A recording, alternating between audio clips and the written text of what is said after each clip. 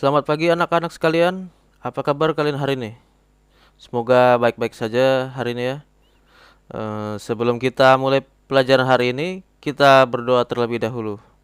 Saya pimpin kita dalam doa. Mari kita berdoa menurut agama dan keyakinan kita masing-masing. Berdoa dimulai. Selesai. Baik. Siapa yang tidak hadir hari ini? Oke, hadir semua ya. Eh, Materi pelajaran kita hari ini adalah tentang perangkat lunak presentasi, khususnya tentang Microsoft PowerPoint. Kompetensi dasar yang kita capai adalah kompetensi dasar 3.5, adalah menganalisis fitur yang tepat untuk pembuatan slide. Dan kompetensi dasar 4.5, yaitu membuat slide presentasi. Materi ini sudah pernah dibahas di SMP. Apakah masih ada yang ingat fitur-fitur yang digunakan untuk membuat presentasi PowerPoint? Baik, kalau masih ingat, mari kita lanjutkan. Apakah yang dimaksud dengan presentasi? Oke, presentasi adalah kegiatan untuk menyampaikan informasi kepada orang lain. Sedangkan orang yang melakukan presentasi disebut presenter. Untuk lebih jelasnya, bagaimana membuat presentasi dalam PowerPoint, mari kita simak video berikut ini. Kegiatan presentasi merupakan salah satu bagian yang tidak dapat dipisahkan dalam upaya menyampaikan gagasan atau pendapat, mengemukakan program, dan sebagainya. Bahkan, dalam kegiatan pembelajaran, presentasi merupakan salah satu kegiatan pembelajaran yang sering diperlukan para siswa dan guru pada waktu menyampaikan pendapat atau gagasan. Pada saat ini, banyak beredar program-program aplikasi presentasi yang dapat menjadi pilihan bagi para pengguna. Di antaranya, ada PowerPoint, ada Open Office Impress, ada Presentation X3, dan Key Presenter. Pada pembelajaran kali ini, kita akan membahas program pengolah presentasi yang paling populer dan yang paling banyak digunakan saat ini, yaitu Microsoft PowerPoint. Microsoft PowerPoint adalah salah satu bagian dari Microsoft Office yang berguna untuk membuat slide presentasi. Slide presentasi ini biasanya digunakan untuk mengajar, keperluan presentasi di lembaga ataupun perusahaan, dan membuat animasi sederhana. Sebagai program membuat slide presentasi, Microsoft PowerPoint memiliki beberapa keunggulan. Di antaranya, yang pertama dapat digunakan sebagai media pembelajaran yang canggih.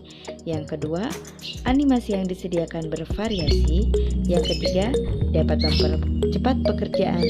Dan yang keempat, dengan slide presentasi, maka dapat menarik audiens atau pendengar dengan transisi baru dan meningkatkan animasi. Menu-menu yang terdapat dalam Microsoft PowerPoint adalah sebagai berikut.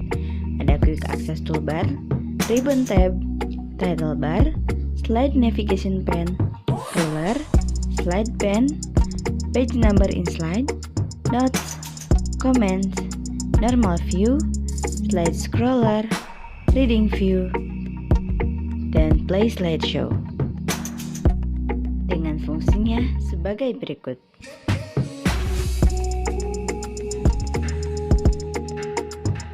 Dalam membuka aplikasi Microsoft PowerPoint, ada beberapa cara yang bisa kita gunakan. Yang pertama, melalui icon shortcut desktop dengan cara mendouble klik icon yang ada pada desktop. Yang kedua, bisa menggunakan perintah pencarian atau search, yaitu dengan cara mengklik pencarian, kemudian kita ketikkan Microsoft PowerPoint dan enter. Yang ketiga, kita bisa membuka Microsoft PowerPoint dengan icon window. Caranya kita klik icon Windows, kemudian cari Microsoft Office, dan kita pilih Microsoft PowerPoint. Sebelum membuat slide presentasi, terdapat hal-hal yang harus dipahami terlebih dahulu. Apa saja hal-hal tersebut? Yang pertama adalah slide yang bersambung. Terkadang satu gagasan tidak cukup dituangkan dalam sebuah slide dan mengharuskan dilanjutkan dengan slide berikutnya. Sebenarnya hal itu tidak dianjurkan karena dapat mempengaruhi fokus audiens. Penyampaian gagasan lebih baik dijadikan dalam satu slide dan pada saat mempresentasikan kita mengembangkan gagasan tersebut. Yang kedua adalah ukuran huruf dan jumlah kalimat. Ukuran huruf yang baik adalah tidak menutupi gambar dan menjadi paling menonjol. Tidak terlalu besar dan tidak terlalu kecil adalah ukuran huruf yang seimbang. Jumlah kalimat dalam satu slide bersifat fleksibel. Hanya saja semakin ringkas kalimat yang ditampilkan, semakin baik slide presentasinya. Yang selanjutnya adalah pertimbangan jenis huruf. Jenis huruf tentu mempengaruhi tingkat kejelasan informasi yang disampaikan. Pertimbangan huruf sebaiknya mempertimbangkan kejelasan audiens saat membaca slide yang disampaikan. Yang selanjutnya adalah penggunaan bullet point. Penyampaian gagasan, materi, atau pendapat dalam slide biasanya ditampilkan dalam bentuk poin-poin.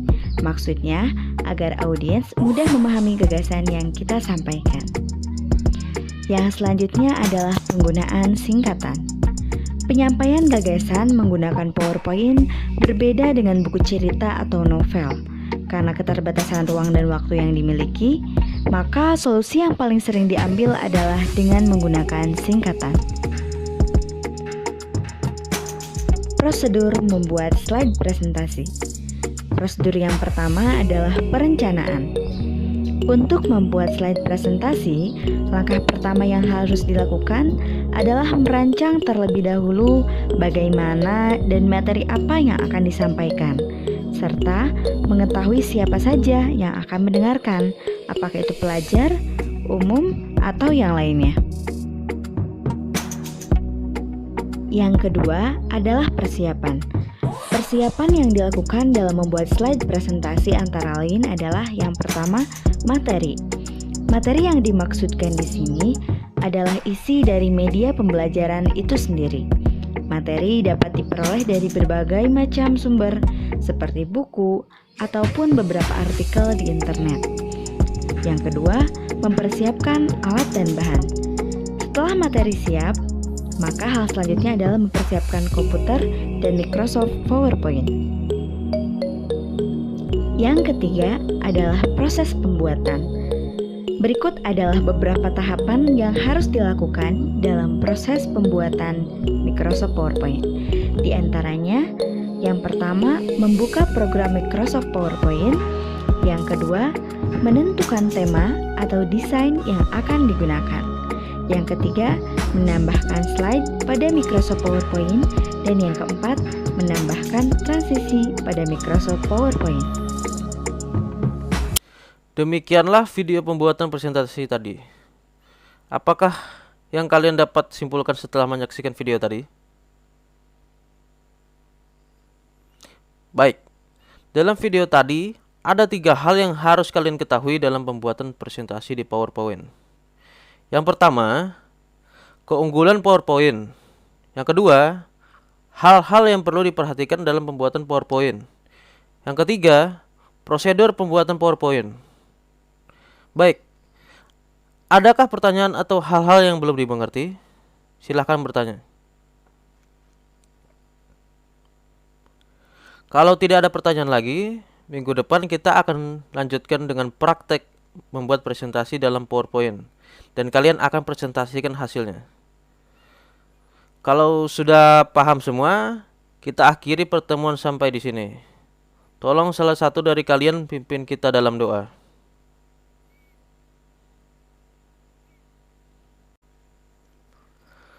Selamat siang semua, terima kasih atas perhatian kalian.